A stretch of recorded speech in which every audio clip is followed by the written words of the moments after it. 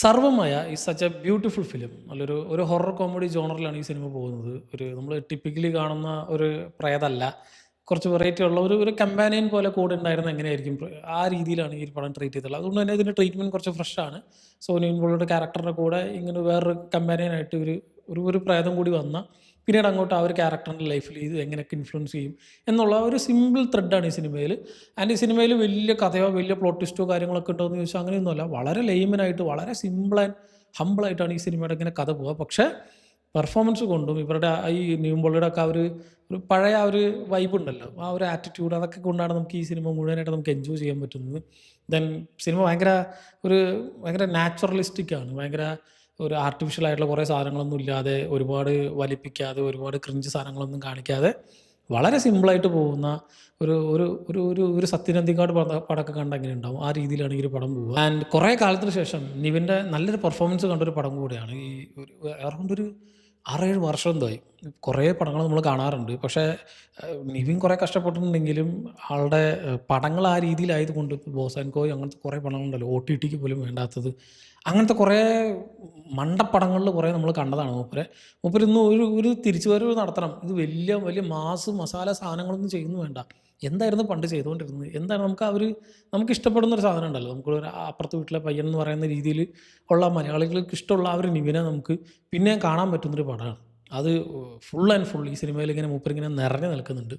ആ ഒരു ചാമും ഒരു ആറ്റിറ്റ്യൂഡും ആ ഒരു ചിരിയും ഒക്കെ കാണാൻ, ഒരു മുണ്ട് മടക്കലും ഒക്കെ കാണുമ്പോൾ നമ്മൾ മിസ് ചെയ്തിട്ടുള്ള സാധനം നമുക്ക് തിരിച്ച് കിട്ടുന്ന ഒരു ഫീലാണ് സിനിമയിൽ ഉടനീളം നിവിൻ്റെ പെർഫോമൻസിൽ നമുക്ക് കാണാൻ പറ്റും. ഐ എം സോ ഹാപ്പി മൂപ്പർ അങ്ങനെ ഒന്ന് ആ ഒരു സ്ക്രീനിൽ തിരിച്ച് പഴയ പോലെ ഒന്ന് കാണാൻ പറ്റിയത്. ഞാൻ ക്രൗഡ് ഫുൾ അത് എൻജോയ് ചെയ്യുന്നുണ്ടായിരുന്നു. മൂപ്പരുടെ എല്ലാ മാനേഴ്സും ചെറിയ മൈന്യൂട്ടായിട്ടുള്ള കുറച്ച് സാധനങ്ങളൊക്കെ ഉണ്ടാവും.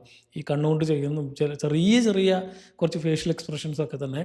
ഇതൊക്കെ നമ്മൾ കുറേ ആയി കണ്ടിട്ട് അതായിരുന്നു നമുക്ക് വേണ്ടത്. അത് ഈ പടത്തിൽ നീറ്റായിട്ട് കൊണ്ടുവച്ചിട്ടുണ്ട്. അതുപോലെ ഇൻജെക്റ്റ് ചെയ്ത് ഇത് കാണിക്കണം, ഇതിപ്പോൾ വേണം, ഇത് കുത്തി നിറയ്ക്കണം, അങ്ങനെയൊന്നുമല്ല.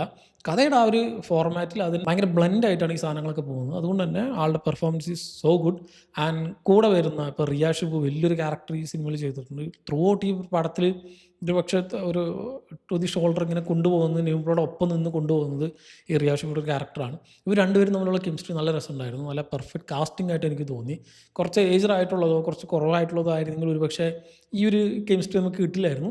പക്ഷേ ഇവർ രണ്ടുപേരും തമ്മിലുള്ള കെമിസ്ട്രീസ് നന്നായിട്ട് തന്നെ വർക്കൗട്ട് ആയിട്ടുണ്ട്. ദെൻ അജു വർഗീസിൻ്റെ ക്യാരക്ടർ, ആളും നിവിനും തമ്മിലുള്ള ഒരു കോംബോ നമ്മൾ ഇതിൻ്റെ ട്രെയിലറൊക്കെ കാണുമ്പോൾ എക്സ്പെക്ട് ചെയ്യുന്ന സാധനമില്ല. അത് തന്നെയാണ് അതിനെ സിനിമയിൽ വേണം പറഞ്ഞ് ഞാൻ ഈ പറഞ്ഞ പോലെ എല്ലാം ഓർഗാനിക് ആയിട്ട് വന്നതുകൊണ്ടാണ് സിനിമ ഇങ്ങനെ രസമായിട്ടുള്ളത് നമുക്ക് ഫീൽ ചെയ്യുന്നത്. അല്ലാതെ ഇതിപ്പോൾ പോരാ, ഇനി കുറച്ച് നേരം ഈ ഒരു ക്യാരക്ടർ വരണം, കുറച്ച് നേരം ഇത് വരണം, ഇത് കുറഞ്ഞു, ഈ സ്ക്രീൻ പ്രസൻസ് കുറഞ്ഞു എന്ന് പറഞ്ഞ് കഥയിൽ ആവശ്യമില്ലാതെ കുത്തി നിറയ്ക്കുന്ന പരിപാടി ഒന്നുമില്ല. വന്നു പോയിട്ട് എല്ലാവരും നീറ്റ് ആൻഡ് ക്ലീൻ ആയിട്ട് വന്നു പോയിട്ടുണ്ട്. അതുകൊണ്ട് തന്നെ സിനിമ നല്ല ത്രൂ ഔട്ട് നല്ല ഇങ്ങനെ ഒരു ഫ്ലോയിൽ ഇങ്ങനെ കണ്ടിരിക്കും. ഹാഫ് ടൈമോ ഇൻ്റർവെല്ലൊക്കെ പോയത് അറിയേയില്ല, പെട്ടെന്ന് തന്നെ പോയതുപോലെ ഉണ്ടാവും. സിനിമ മുഴുവനായിട്ട് നമ്മളിങ്ങനെ വളരെ ലിമിറ്റഡ് കുറച്ച് ക്യാരക്ടേഴ്സിനെ വെച്ച് നല്ല ഒരു ഫീൽ ഗുഡ് മോഡിലാണ് ഈ സിനിമ മുഴുവനായിട്ട് ഇങ്ങനെ പോവുക. ഒരു ഹൈ ആൻഡ് ലോ ഒന്നും എവിടെയില്ല, ഒരേ ഒരു ഗ്രാഫ് പോലെയാണ് ഇത് പോവുക. നമ്മൾ ഈ സ്ഥിരം കാണുന്ന ഒരു ഹൊറർ കോമഡി എന്നൊരു ജോണർ എടുക്കുമ്പോൾ തന്നെ ഇപ്പോൾ പ്രേതങ്ങൾ എന്ന് പറയുന്നത് സ്ഥിരം ഇവർ ട്രീറ്റ് ചെയ്യുന്ന രീതി തന്നെ വ്യത്യാസമുണ്ട്. സ്ഥിരം നമ്മളിപ്പോൾ പേടിപ്പിക്കുന്നതായാലോ അല്ലെങ്കിൽ ഒരു ഹോണ്ടിങ് അല്ലെങ്കിൽ ഒരു വീട്ടിനകത്ത് അങ്ങനത്തെ ഒരു സെറ്റപ്പ് മാറിയിട്ട് നമ്മളൊരു ആളുമായിട്ട് സംസാരിക്കുന്നപ്പോൾ ഒരു ഡെലൂഷൻ എങ്ങനെയായിരിക്കും, നമ്മളിപ്പോൾ ആ രീതിയിലുള്ളൊരു സാധനമാണ് ഈ ഒരു പടത്തിൽ ഇവർ പിടിച്ചിട്ടുള്ളത്. അതുകൊണ്ട് തന്നെ ഇത് ട്രീറ്റ്മെൻറ്റിൽ കുറച്ച് വ്യത്യാസങ്ങളുള്ളത് കൊണ്ട് തന്നെ കുറച്ച് ഫ്രഷ് ആയിട്ട് ഫീൽ ചെയ്യും. അത് ഇതിൻ്റെ സ്ക്രീൻ പ്ലേയിൽ മാത്രമല്ല, ഞാൻ ഈ പറഞ്ഞ ആക്ടേഴ്സിൻ്റെ പെർഫോമൻസിലായിക്കോട്ടെ, മൊത്തത്തിൽ സിനിമാറ്റോഗ്രഫി ആയിക്കോട്ടെ, നമ്മളൊരു തനി നാടൻ പടം കണ്ട ഒരു ഫീൽ നമുക്ക് എല്ലാ ഫ്രെയിമിലും കൊണ്ടുവരാൻ വരെ നോക്കിയിട്ടുണ്ട്. അതും ഞാൻ ഈ പറഞ്ഞ പോലെ ഓർഗാനിക്കായിട്ട് അതിൻ്റെ ഒരു കഥാപശ്ചാത്തലത്തിലൂടെ ഇങ്ങനെ പോകുന്നത് കൊണ്ട് ഐ ഫീൽ എനിക്ക് ഭയങ്കര റിഫ്രഷിംഗ് ആയിരുന്നു ഈ സിനിമ കാണുമ്പോൾ. നല്ലൊരു മലയാള പടം കണ്ട ഒരു ഫീലാണ് എനിക്ക് പേഴ്സണലി കിട്ടിയത്. ഒരുപാട് പ്രതീക്ഷയൊന്നും വെച്ച് പോകരുത്. ഞാൻ ഈ പറഞ്ഞ പോലെ ഹൊററാണ്, തേങ്ങയാണ്, മാങ്ങയാണ്, അങ്ങനത്തെ പരിപാടിയൊന്നുമല്ല. വളരെ സിമ്പിളായിട്ടുള്ള, വളരെ ലെയ്മനായിട്ടുള്ള നല്ലൊരു ഫീൽ ഗുഡ് പടം. ഈ ഒരു ഹൊറർ കോമഡി എന്നുള്ളൊരു ജോണറാണ്. പക്ഷേ കോമഡി അവിടെ ഇവിടെയൊക്കെ ആയിട്ടൊരു സിനിമയിലുള്ളൂ. ത്രൂ ഔട്ട് കോമഡി എന്ന് പറഞ്ഞാൽ ഒരു ഫീൽ ഗുഡ് മോഡിലാണ് ഈ സിനിമ പോകുന്നത്. ഉള്ള കോമഡീസൊക്കെ പ്രോപ്പറായിട്ട് വർക്കായിട്ടുമുണ്ട്. നേരത്തെ ചെറിയ ഡയലോഗ്സും ചില ഈ മാനറിസംസും ഒക്കെ തന്നെയാണ് ഇതിലൊരു കോമഡി ആസ്പെക്ട്സുകളായിട്ട് പറയാനുള്ളത്. പക്ഷേ ത്രൂ ഔട്ട് എനിക്ക് ഒരു ഫീൽ ഗുഡ് പടമായിട്ടാണ് എനിക്ക് പേഴ്സണലി ഫീൽ ചെയ്തത്. സിനിമ കണ്ടവരുണ്ടെങ്കിൽ സിനിമ പറ്റിയുള്ള നിങ്ങളുടെ അഭിപ്രായം എന്നുള്ളത് കമൻറ്റ് ചെയ്യുക. മറ്റൊരു വീഡിയോകൾ വീണ്ടും കാണാം. നന്ദി.